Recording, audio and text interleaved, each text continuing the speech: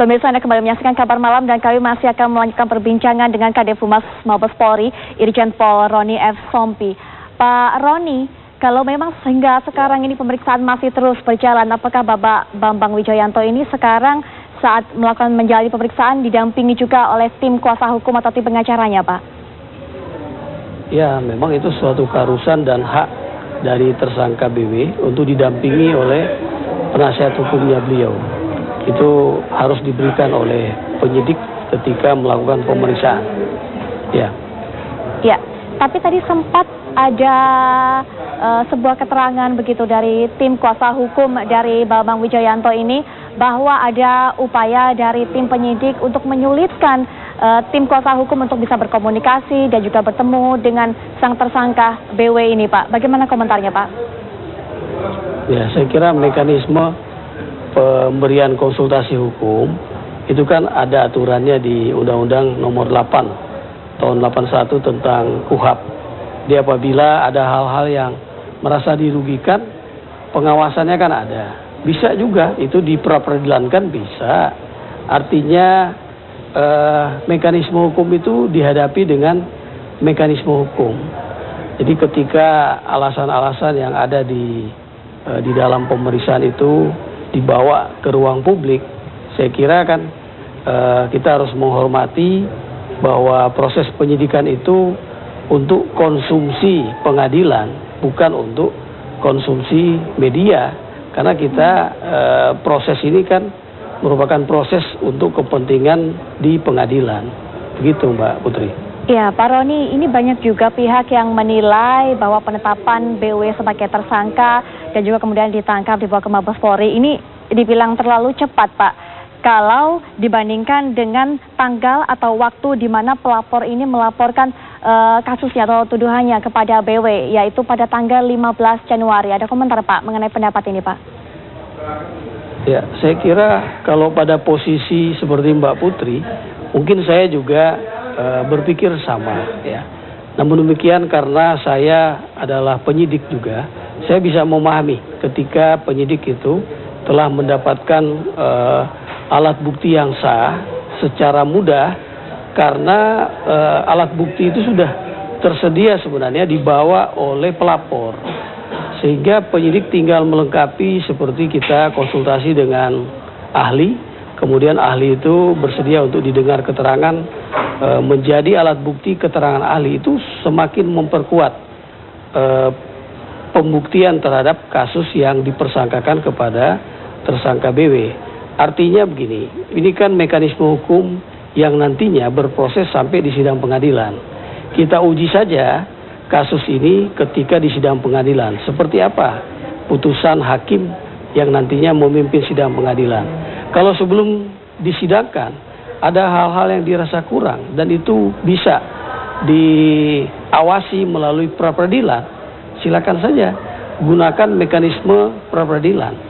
Ya, begitu, dan siapkah Pak? Siapkah Polri, Pak, jika memang tim kuasa hukum dari BW ini akan mempra-pengadilankan, Pak? Ya harus, itu konsekuensi. Sebagai penyidik itu sudah sering kita menghadapi pra-peradilan. Ketika kita sudah menangani kasus ini secara benar, profesional, proporsional, adil, maka penyidik harus siap. Apapun yang dihadapi, penyidik harus siap menghadapinya. Kita tidak akan woro-woro, ya. Yang kita jelaskan kepada publik apa saja yang secara faktual kita laksanakan, biar publik juga memahami kredibilitas Polri sebagai penyidik menangani sebuah kasus. Ini bukan kasus yang disidik melalui sebuah rekayasa, karena berawal dari laporan seseorang yang merasa dirugikan dan masih menuntut keadilan hukum. Dan Polri selaku pelayan publik, dalam hal ini penyidik, maka Polri wajib melayani, memberikan pelayanan berupa proses penyidikan yang sampai saat ini masih berlangsung. Begitu, Mbak Putri. Ya, baik Pak Roni. Tapi masih juga terkait dengan singkatnya jarak waktu antara pelaporan begitu dengan kemudian penetapan BW sebagai tersangka dan juga hari ini dipanggil atau tadi pagi dipanggil. Apakah ada urgensi tertentu? Apakah ada kepentingan tertentu, Pak? Selain memang alat bukti sudah ada di tangan dari pihak penyidik, begitu Pak Roni? Ya, jadi begini, saya ini penyidik. Pernah saya menangani kasus, dalam 1 hari selesai. Karena apa?